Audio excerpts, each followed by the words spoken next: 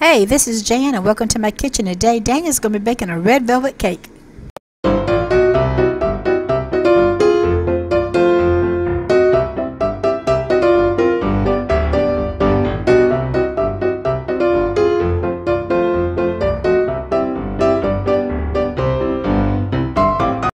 Take two.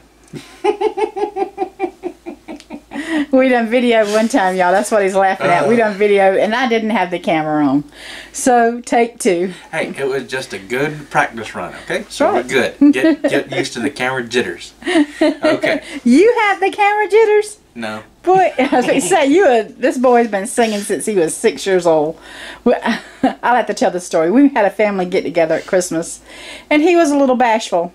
And my cousin told him, said, if you sing me a song, I'll give you $1.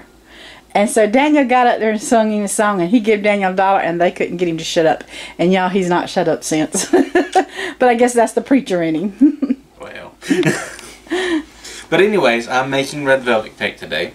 And this is what I have to make delicious homemade red velvet cake. I got 1.5 cups of sugar, both here. I've got 2.5 cups of self-rising flour. I've got a teaspoon of baking soda added in here. I've got a cup of buttermilk, and I'll show you how to make buttermilk in this video. And I've got 3/4 of a cup of vegetable oil, 3 eggs, farm fresh is best. I've got red food coloring. The red food coloring is, I'm going to have to guesstimate on that because it says 1 ounce, and so what I will have to do is I'll have to actually add in as I go along and stop when I get the color that I like. The color of your shirt, right? Well, maybe. If it's this dark, that's a little bit too dark for me, but I like the bright Christmassy red velvet cake. Yes. And then lastly, I have vanilla. I have a teaspoon of vanilla. So I'm going to move this stuff over. That way I can go ahead and get cracking. In the meantime, here's the video on how to make buttermilk. Right now I'm making buttermilk. What we usually do, instead of buying regular old buttermilk, we buy milk. This is whole milk, delicious stuff. And then we add a little bit of vinegar. So that's a way to get around having to buy buttermilk. You can even use almond milk and make the buttermilk like that. It's crazy, but you can. But I have a lot of recipes to make because we don't usually buy milk. But since we have milk, we're going to use the good stuff, the fattening stuff. And the recipe calls for 1 cup of milk. And now that I've got my cup of buttermilk, or excuse me, milk, it's not buttermilk yet. Just take the vinegar and a little splash. A little bit more. I like it good. Okay. 2 splashes. About a tablespoon or maybe 2. And then you just let that sit, and after a while of letting it, I'm a tea person, let it steep. It'll turn to that nice buttermilk flavored stuff. And trust me, I love red velvet cake. I love red velvet cake.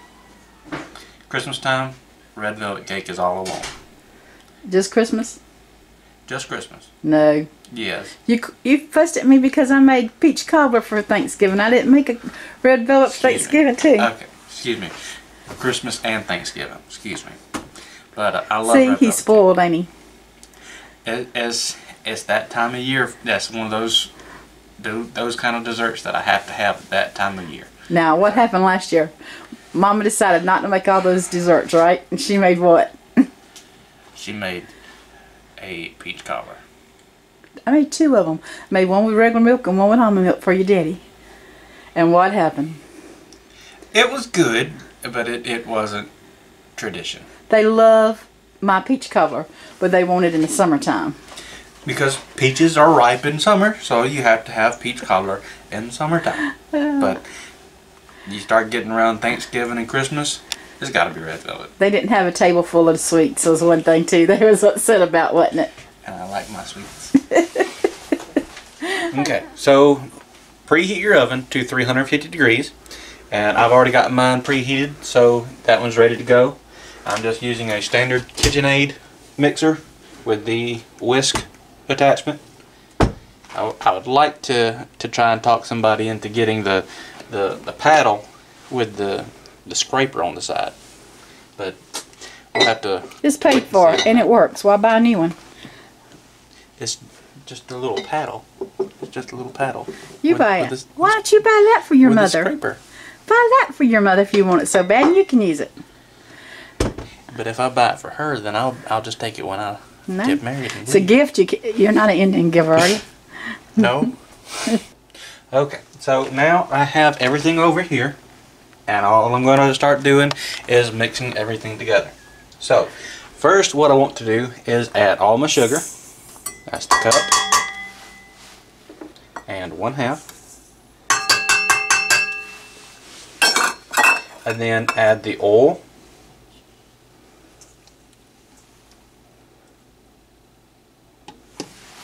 And my 3 eggs, which 2 of them have broken already.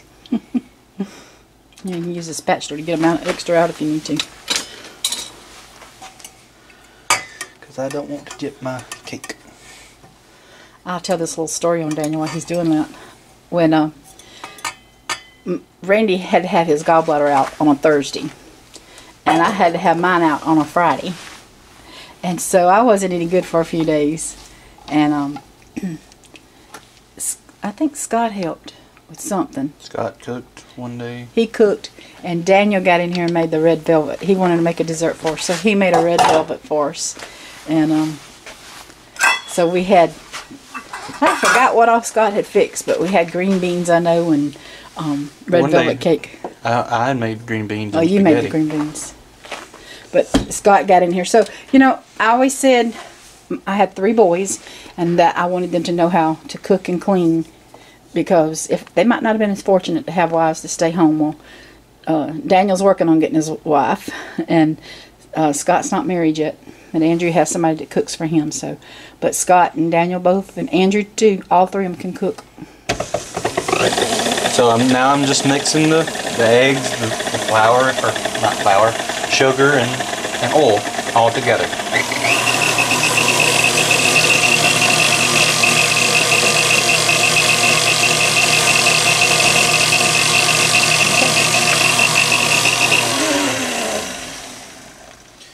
Now, I'm going to add the vanilla extract, and it says 1 teaspoon.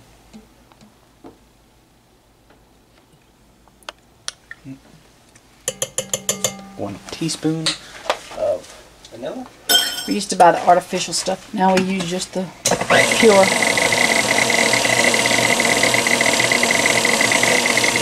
Let that mix in there. Okay. Now, I'm going to start adding the flour and the milk alternatively. So add some flour. And this is what our buttermilk looks like after it has sat for a while. It's clabbered. So that's what you want your milk to do. You want it to clabber. It gets kind of lumpy like. Looks like it's starting to make some cheese. Yeah. That's something I've never required a taste for is Buttermilk. Buttermilk. My mom and daddy loved it. But it's great for cooking.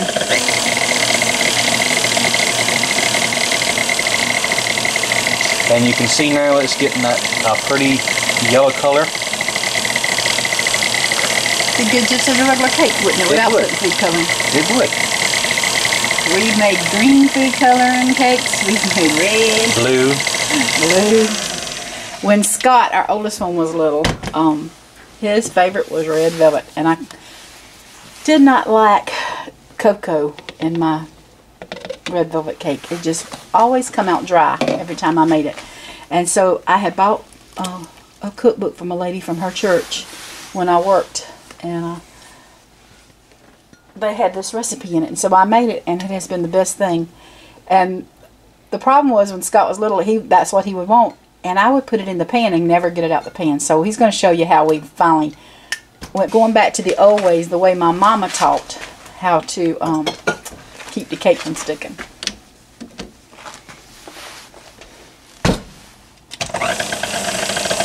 So now I'm added another round of milk and flour.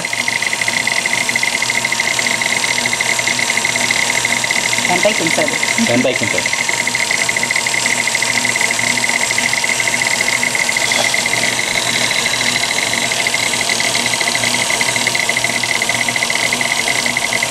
Okay. Now I'm going to straight the sides. And I got to get down in there to where it comes out. Don't want it sticking down in the bottom. I do that too many times.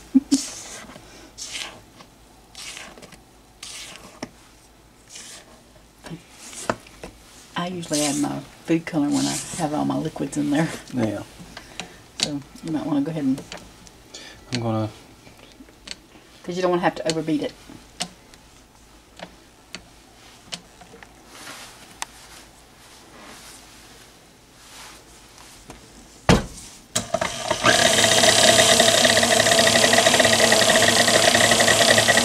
And while that's mixing, I'm going to go ahead and add my red food color. Boy, that's a big bottle of food coloring in it. Yep. But you know what? It's cheaper than buying a bunch of little bottles. And it'll store for a while. Okay, now I'm going to add some food I'd cut that off if I was you, because it will splash everywhere. Okay. Okay? You're not bad.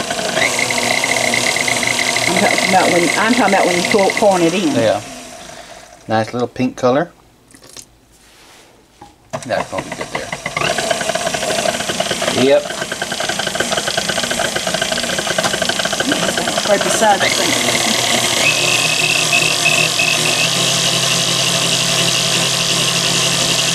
I usually add it because I'm the one that does the cooking at Thanksgiving and Christmas. I usually add it when I add my oil in. I just pour a little bit in then, so I don't have to worry about it. Is that red enough for you, or is that pink? Mm-hmm. Okay. That's red enough for me. Okay. That's perfect. Now, I'm sorry that we won't be able to show you the inside of the cake once it's cooked, because we're taking this somewhere, but it will darken up a little bit. Yeah. But it won't be as dark as, say, a box cake. And it's so moist. Oh my goodness. I've never had this recipe be dry. Have you? Mm-mm. Thing's over there licking off of his arm. Sorry.